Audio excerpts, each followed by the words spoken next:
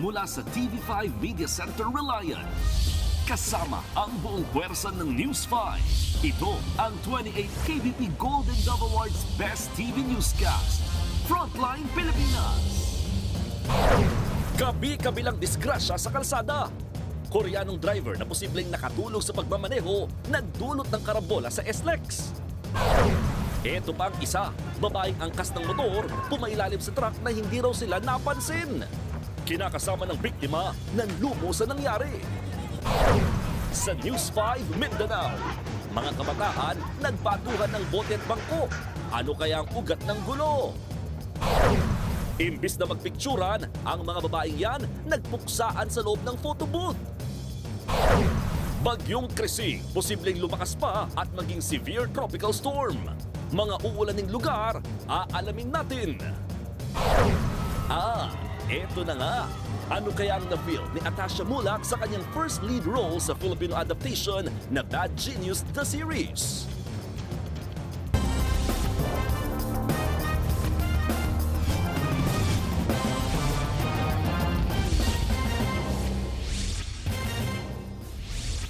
Nakatulog umano ang isang driver sa SLEX na nagdulot ng karambola kabilang ang isang bus. Nasa pulpa sa video kung paano tumaob at nagpaikot-ikot sa kalsada ang isang SUV.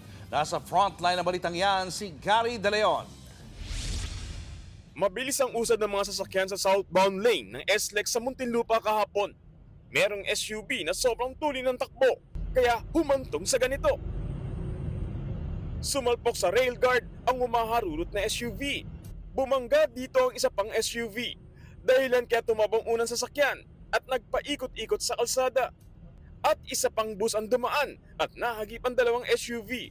Parehong sugatan ng mga driver ng SUV at isang pasahero. Wala naman nasaktan sa mga sakay ng bus.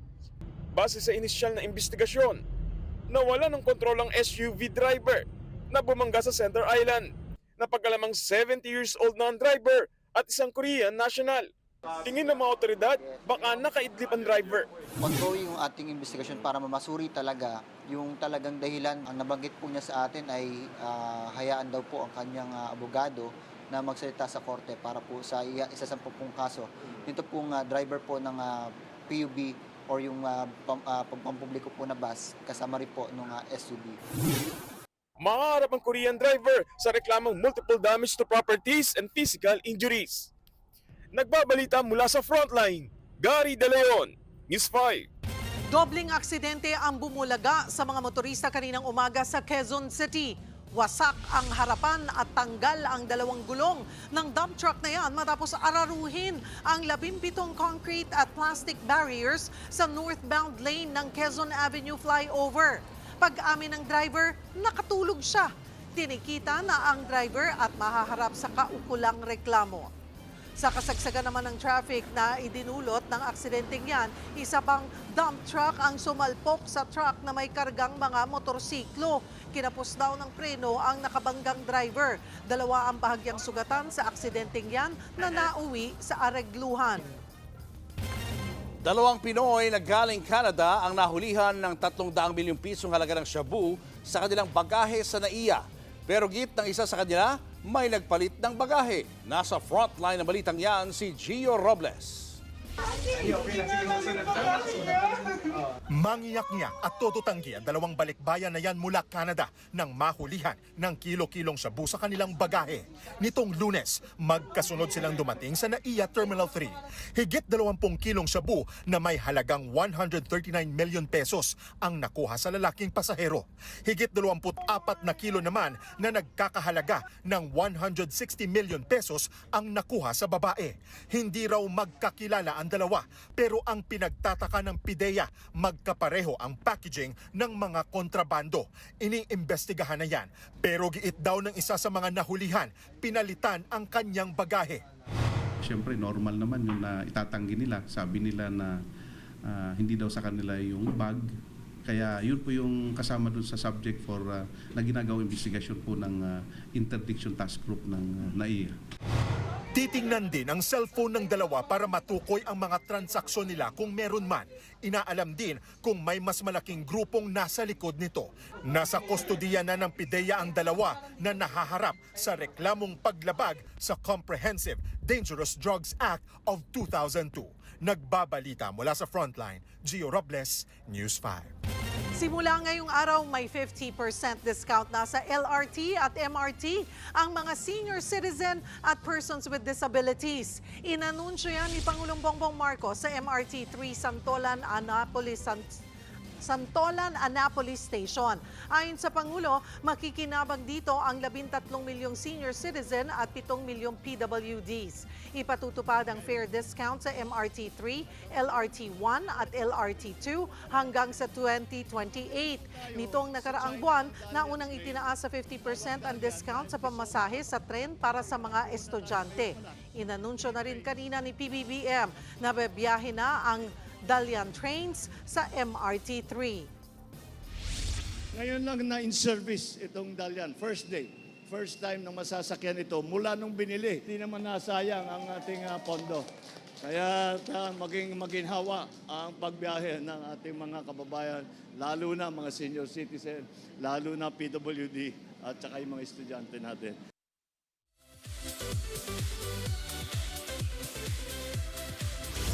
Bigating mga istorya ang hatid ng 5 microdrama sa Signal Play. Nasa frontline ng balitang yan, si News 5 digital producer Von Billenario. Bagong format ng storytelling pero pasabog sa acting. Dito sa Signal Play, micro is big.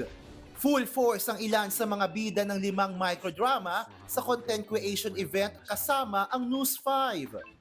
Magkakapatid na mag-aagawan sa yaman ang role ni Gerald Madrid, Don Chang, Alex Medina at Dylan Minor sa My Father's Last Wish.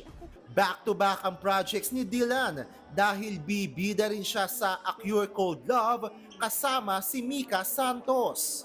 Kaya nga bang hilumi ng pagmamahal ang nararamdamang sakit ng kalooban?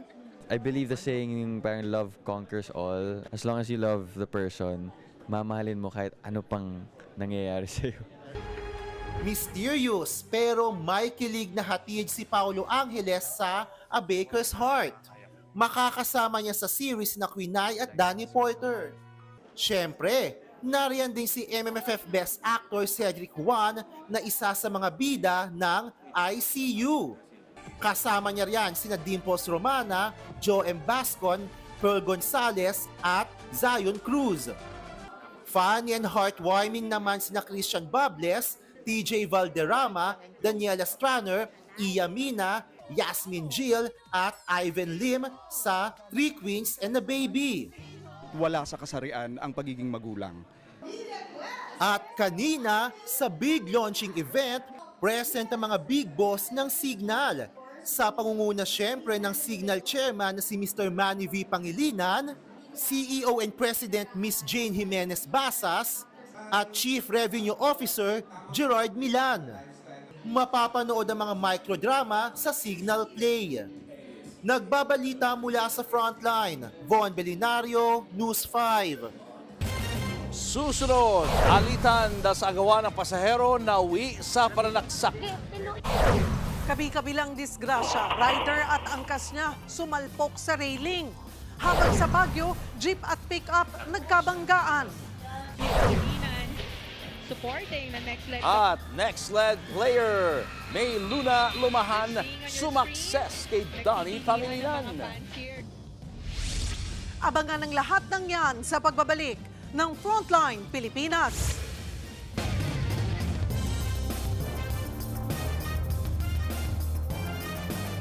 Mga kapatid, Julius Babaw po, nasa Middle East o saan mang dako ka ng mundo, manatiling may alam at may pakialam sa mga mainit na balita dito sa ating bansa.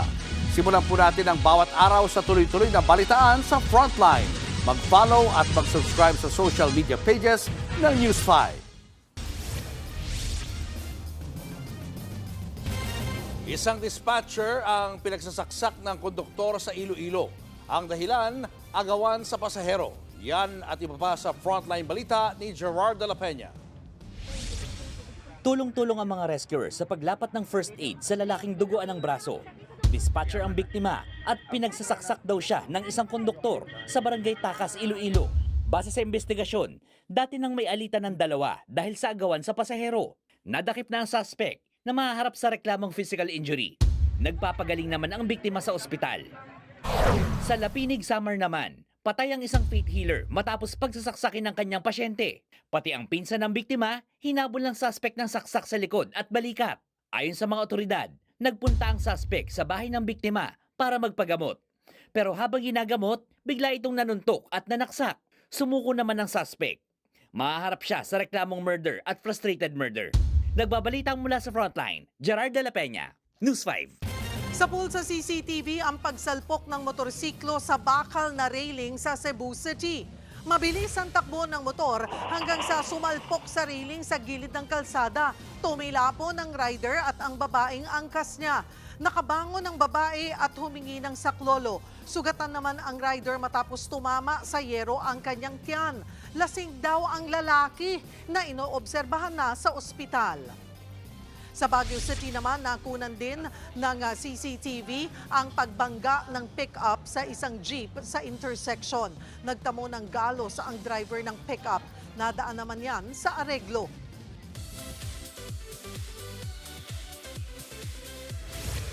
Wish granted! Personal na nanood ang aktor na si Donnie Pangilinan sa game ng Next Led Chameleons sa PVL On Tour kagabi. Alamin kung bakit sa report ni MJ Marfori. Hindi pa nagsisimula ang laban, may nanalo na! Personal na nanood si Donnie Pangilinan sa laban ng NX-led Chameleons kontra Galleries Tower High Risers sa PVL On Tour. Ang chinir niya kagabi, ang player ng NX-led na si May Luna Lumaha. Kilig yan! Isa kasing certified Donnie fan si May. Noong June pa lang, inimbitahan niya nang manood ang aktor sa laro nila. Donnie, manood ka naman ng PVL. Kami nabala sa ticket mo. Hanggang last week, nag-meet na sina May at Donnie. Dito na inabot ng NX-led player ang ticket sa game. I'll try my best to be there. Okay, thank you so much. Sumakses naman si May. Nakaboost pa sa moral ng NX-led ang presence ni Donnie sa kanilang laro. Sa huli, panalo sila at na-sweep ang Galleries Tower. But wait, there's more! Pinuntahan pa ni Donnie si May sa dugout ng NX-led. Panalo na nga, may yakap pa from Donnie.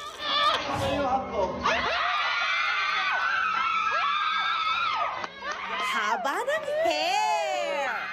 Ang next naman na kinantsawan ng NX-led na pumunta sa susunod nilang game. Binabati po namin si Alden Richards! Kung tayo talaga! Nagbabalita mula sa Frontline. MJ Marfori, News 5. Susunod, mga turistang nainip sa paghihintay sa photo booth na nabunot. At paranormal expert na kasama ng haunted doll na si Annabelle, bakit kaya biglang natagpo ang patay? Yan at iba pa sa pagbabalik ng Frontline Pilipinas.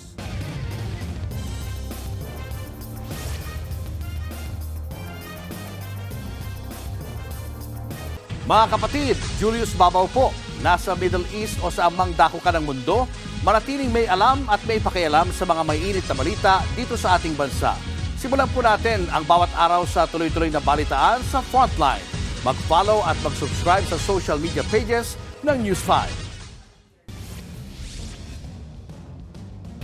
Kalahating milyong pisong halaga ng alahas ng isang pasahero ang nawala sa NAIA Terminal 3. 15 airline at airport personnel ang posibleng nagka-interes daw sa mga alahas. May indikasyon ding isinanla ang mga ito. Nasa frontline ng balitang yan, si Gio Robles.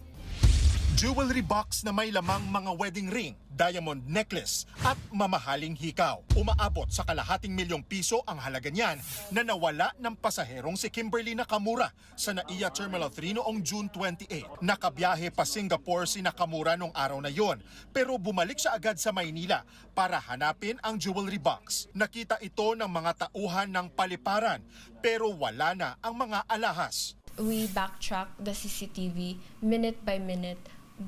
Identified all the personnel who touched and who saw the box, but none of them had the heart to surrender the item to the lost and found. Kabilang sa nagka-interes umano ang ilang tauhan ng mga airline at security personnel ng paliparan. Inabot pa ng higit 2 linggo bago na ibalik kay Nakamura ang mga alahas. Pero may gasgas at UP na ang kanyang wedding ring. Pati ang kanyang hikaw, posible raw na naibenta at naisanla ang mga ito. So it's heavily scratched. And sabi po ng security guard, hindi niya naman daw po balak isangla, but he wanted to keep it as remembrance. Aminado ang pamunuan ng Manila International Airport Authority na may pagkukulang ang mga sangkot. Nasa 15 staff ang balak sampahan ng administrative case ni Nakamura habang patuloy ang investigasyon ng Airport Police at ng DOTR. Unacceptable yung ganyan. No? Unacceptable yan. So we will get in touch with the passenger and a very thorough and swift investigation will commence starting today. Sinusubukan pa naming kunin ang pahayag ng mga airline kaugnay sa reklamo ng pasahero. Nagbabalita mula sa Frontline, Gio Robles, News 5. Sa ibang balita naman, nagkasuguran at nagkasabunutan sa isang photo booth sa Vietnam. Nainip daw kasi ang mga turista dahil sa tagal na mga nagpapapicture. Ang puksang yan sa Frontline report na ito. Nasa loob pa ng photo booth ang dalawang Vietnamese na yan sa Hanoi, Vietnam nang bigla silang sinugod ng turistang Koreana. Pinigilan siya ng kanyang kasama pero nakipagmatigasan siya at inangasan ng mga Vietnamese na dinedma lang siya. Kaya si ating Korean na-trigger. Hinablot niya ang headdress ng nakaitim na Vietnamese. Pinalagan siya nito hanggang nagsabunutan na sila. Sinubukan silang awatin ng kanilang kasama. Dumating na rin ang mga staff ng photo booth. Pero si ating Korean ayaw paawat. Tinadyakan pa niya ang Vietnamese. Pati ang kanilang mga kasama sumali na kaya 4 na silang nagsasabunutan. Sa isa pang anggulo, kitang lumabas ng photo booth ang nakaitim na Vietnamese. Hinabol siya ng Koreana at muling nagsabunutan. Base sa investigasyon, lumalabas na bad trip at nainip ang Korean dahil hindi pa tapos sa photo booth ang mga Vietnamese. Inaalam na ng Vietnamese authorities ang pagkakakilanlan ng 4 na babae. Nagbabalita mula sa Frontline, Mon Gualvez, News 5. Susunod, matinding pisikalan ng 2 grupo ng mga lasing sa Pulsa Video. Sa Pulsa Video, rider na pahagulgol nang pumailalim sa truck ang kanyang kinakasama. At Atasha Mulak, mapapanood na bilang bida sa Bad Genius na series. Tutok lang mga kapatid, magbabalik pa ang Frontline Pilipinas.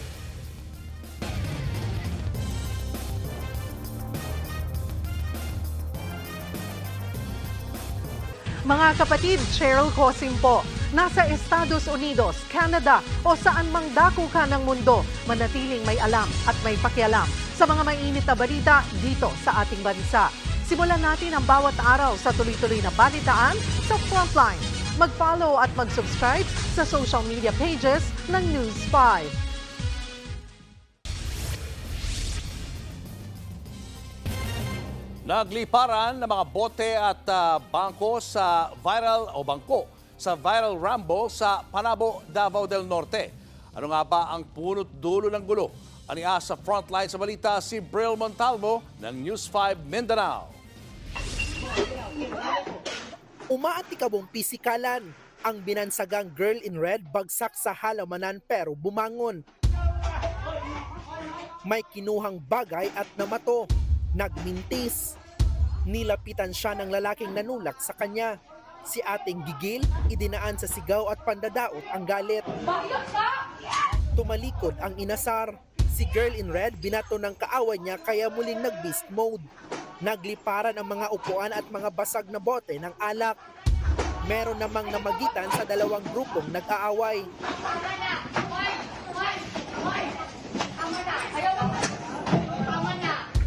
Gaya ni kuyang naka-black na pinakalma si ate.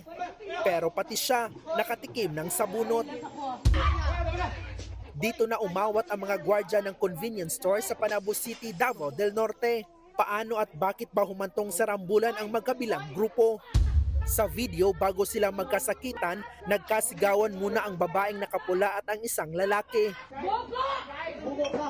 Ayon sa Panabo City Police, complaint nung isang gay sa area is kinunan siya ng picture nung isang babae na nakita din na nakapula sa nag-circulate sa social media. Tapos tinawanan. Napag-alaman ding nakainom sila. 5 sangkot sa gulo ang dinampot ng mga rumesponding otoridad. Sa huli, nagkaarigluhan din ang magkabilang panik. Yun nga lang, pinagbabayad sila ng establishmento ng 10,000 pesos na danyo sa mga nasira nilang gamit.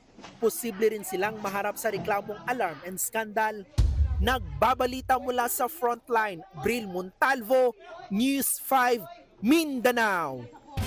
Patay matapos pumailalim sa truck ang back ride ng isang motorsiklo sa Mandaue City, Cebu. Ang rider sinubukan pang hugutin ang biktima.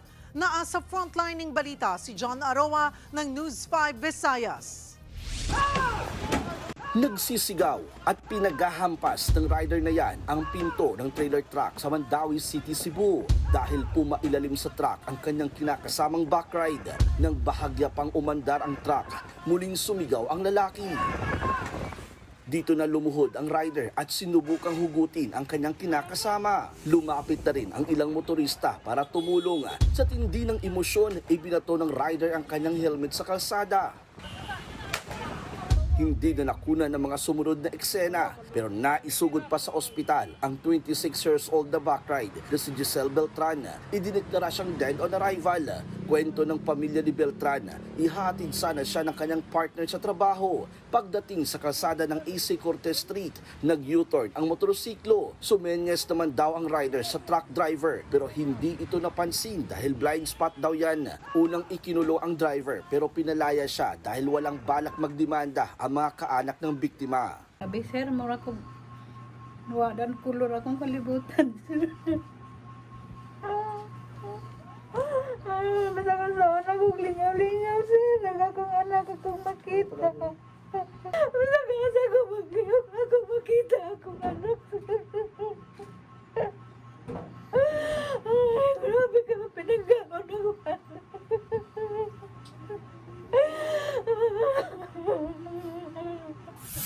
Hiling pa nila sa mga otoridad magpatupad ng truck ban tuwing rush hour. Hindi naman nakunan ng pahayag ang kinakasama ng biktima. Sa ngayon, sinagot na ng kumpanya ng truck ang lahat ng gastusin sa pagpapalibing.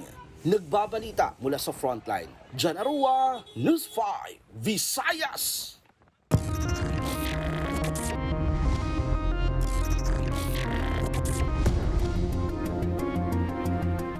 Pinahukay ng DOJ ang 3 bangkay sa isang sementeryo sa Batangas.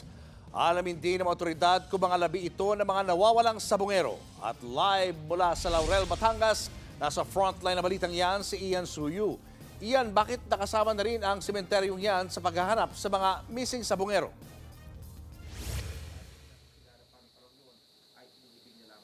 Julius, nandito nga tayo ngayon sa loob ng isang pampublikong sementeryo sa Laurel, Batangas kung saan nga nagkaroon ng paghuhukay kanina para doon sa labi ng 3 hindi pa nakikilalang lalaki. At kung mapapansin nyo, ito mismo, no? Diyan sa loob ng police line, ginawa yung paghuhukay. Gumamit kanina ng backhoe yung mga otoridad at inabot yan ng humigit kumulang siguro at the least 5 hours. Nagsimula sila ng mga alas 9 ng umaga at hapon na daw noong natapos. Ipinag-utos ito ng Department of Justice matapos silang makatanggap ng impormasyon na 3 bangkay ang nilibing dito na hindi alam ang pagkakakilanlan. Ayon kay Justice Secretary Boying Remulla, inilibing ang 3 bangkay dahil walang nag-claim na pamilya pero hindi malinaw kung ano ang kaso nila at bakit sila pinatay. Kaya titignan daw ang DNA ng 3 bangkay kung magtutugma ito sa ilang nawawalang sabungero. Sa inisyal na detalye naman na nakalap natin, 3 lalaking araw ang inilibing dito pero magkakahiwalay daw na taon sila inilibing. Nakuha raw yung mga lalaking yan sa iba't ibang bahagi ng mga bulubundukin dito sa Laurel sa Batangas. Julius, natapos yung paghuhukay kanina, no? Bandang alas 5 na daw ng hapon at ngayon ay sinusubukan pa nating kunan ng pahayag ang Batangas PNP tungkol nga sa ginawa nilang operasyon kanina. Maraming salamat, Ian Suyu. Nagsumite ng courtesy resignation si Palace Press Officer Claire Castro. Alinsunod dito sa utos ng bagong Presidential Communications Office Secretary na si Dave Gomez para sa performance audit ng PCO. Ayon kay Castro, wala naman siyang natatanggap na reklamo mula sa palasyo tungkol sa kanyang performance. Pinabulaanan din ni Castro na hindi na siya ang magsasalita sa mga press briefing sa Malacanang. Wala rin daw utos sa kanya na maghinay-hinay sa pagsagot sa media. Noong Pebrero na-appoint bilang Palace Press Officer si Castro.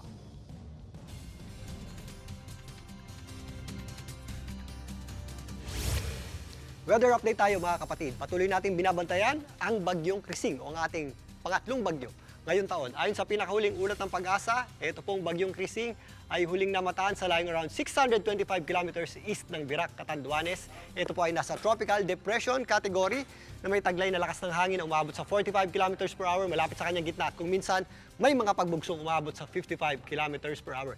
Ito po ay nasa dagat pa, nandito sa may East Philippine Sea, pero yung kanyang trough ay nagpapaulan na, particularly dito sa Eastern Visayas at Bicol region, at nagpapalakas pa po ito ng ating habagat or southwest monsoon. Ito pong bagyong Krising ay posible pong kumilos patungo dito sa ilang bahagi ng Northern Luzon at extreme Northern Luzon. Yan po ay maaring dumaan ng napakalapit po dito sa may area ng Babuyan at Calayan Group of Islands. Pero again, meron tayong tinatawag na area of uncertainty. So medyo malawak pa po yan sa ngayon dahil malayo pa yung ating bagyo. Nag-extend po yan sa extreme Northern Luzon hanggang dito sa Northern Luzon. Kaya mag-ready po tayo sa anumang possible landfall scenario netong si Bagyong Krising, particularly dito sa hilagang bahagi ng Luzon at extreme Northern Luzon. Para naman sa lakas ng hangin, ito pong Bagyong Krising ay sa ngayon po ay wala pa pong nakataas sa tropical cyclone wind signal ang Pag-asa. Pero if ever bumaba po yan ng konti, maaari po magtaas ng tropical cyclone wind signal ang Pag-asa dito po sa may areas ng Virac. Pero habang umakyat din po yan papunta sa Northern Luzon, maaaring bukas hanggang sa Biyernes, magtaas na po ng tropical cyclone wind signal ang Pag-asa dito po sa ilang bahagi ng Northern Luzon at extreme Northern Luzon. Yan po yung hangin na directly associated sa ating bagyo. Samantalang, humihila rin po ito ng habagat or southwest monsoon na nagdadala ng breezy hanggang kuminsan gusty o may mapugsubugsong conditions ng hangin at nag-extend pa po yan hanggang dito sa Zamboanga Peninsula, particularly dyan sa may Zamboanga del Norte, kasama po dyan ang malaking bahagi ng Visayas at malaking bahagi ng Luzon. Mas lalakas pa po yan habang lumalakas din po itong ating binabantayang sama ng panahon dahil babaybay po yan dito sa East Philippine Sea na kung saan mainit po ang karagatan dyan. So possible pong umabot sa hanggang severe tropical storm category yan bago po lumapit dito sa may area ng Cagayan. At again, hindi natin na-list ang possibility umabot yan sa typhoon category dahil nga ito pong East Philippine Sea ay conducive or pabor sa pagpapalakas ng bagyo dahil sa mainit na temperatura ng karagatan. Samantalang, yung ating binabantayang Bagyong Krising, yung kanyang trough ay nagdadala na po ng mga posibleng malalakas na pagulan dito po sa Eastern Visayas. Bukas dito naman sa areas ng Bicol region. Maulap din ang panahon natin sa malaking bahagi ng Visayas, particularly sa western section nito at possible po yung ating mga pag-ulan at thunderstorms. Posible po yung umabot sa mga heavy rains, particularly dito sa areas ng Antique, kasama po dyan ang Guimaras at Negros Islands. Nag-extend din po yung epekto ng habagat dito sa Zamboanga Peninsula, particularly dito sa Zamboanga del Norte at Northern Mindanao. Meron din tayong mga inaasahang possible thunderstorms sa Mimaropa, lalong-lalo na sa Occidental Mindoro. At bukas nga, habang umaakyat itong sama ng panahon na ito, kasama ng habagat, madadagdagan din yung ating mga pagulan dito sa Bicol region at area ng Calabarzon. Kasama na po dyan ang Cavite, Batangas at Laguna. Sa darating na Biyernes hanggang sa weekend, doon natin mas mararamdaman ang epekto ng habagat at ng trap or extension ng Bagyong Krising dito po sa malaking bahagi ng Luzon. Kasama na po dyan ang Northern Luzon, Central Luzon, kasama na rin po dyan ang extreme Northern Luzon. Dahil ito pong Bagyong Krising sa darating na Biyernes, pinakamalapit po yan dyan sa area ng Northern Luzon.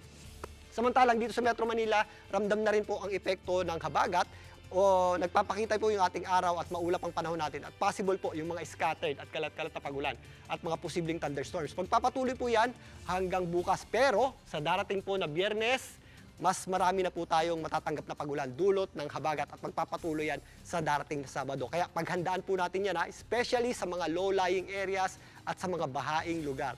Dahil mas madadagdagan din po yung mga pagulan dulot ng habagat at nahinihila o pinapalakas nito pong Bagyong Krising. At yan muna ang latest sa ating lagay ng panahon. Muli ako po ang inyong weather frontliner, Alvin Pura, na laging may panahon para sa iyo.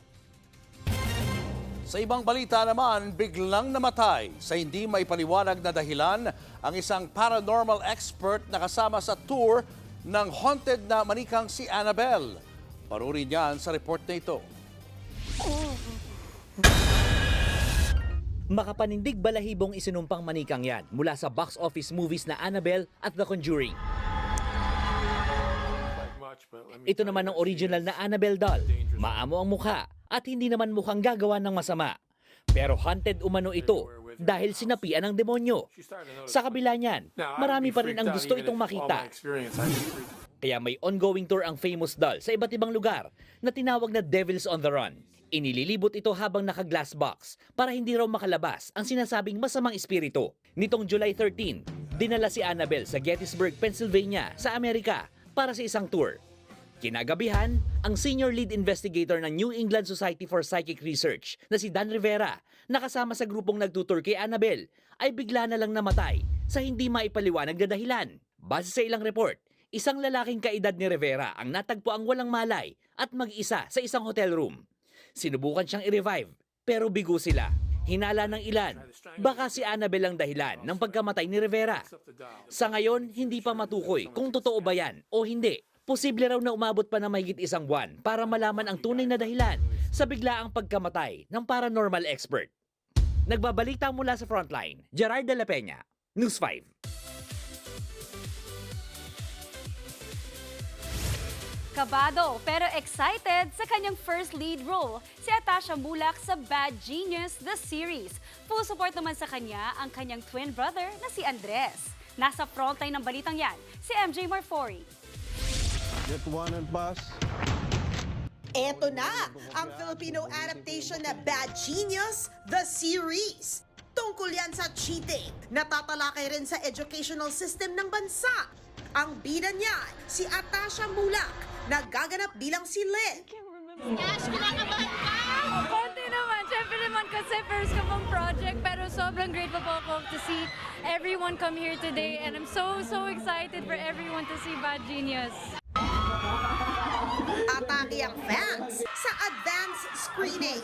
Hindi na nga magkarindigan ang sumabak sa red carpet sina Direk Derek Cabrido at ang cast na sina Jairus Aquino bilang si Beth, Gab Lagman bilang si Pat, Hyacinth Calyado bilang Grace, at syempre talagang inabangan si Atasha.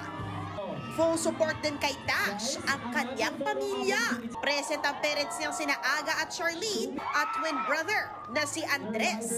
Si Andres napapanood din ngayon sa Ang Mutya ng Section E kung saan may selusang nagaganap.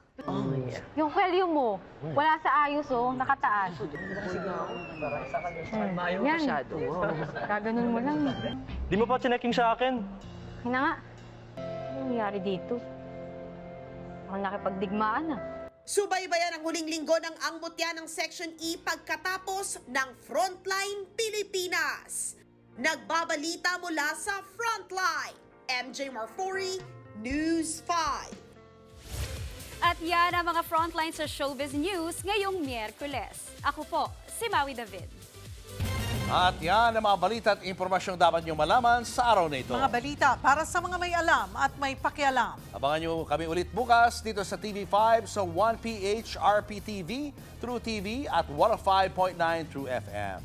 Kami ang inyong mga kasangga sa Frontline Pilipinas.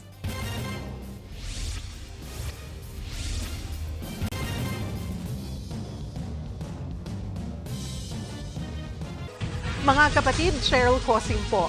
Nasa Estados Unidos, Canada o saan man dako ka ng mundo, manatiling may alam at may pakialam sa mga maiinit na balita dito sa ating bansa.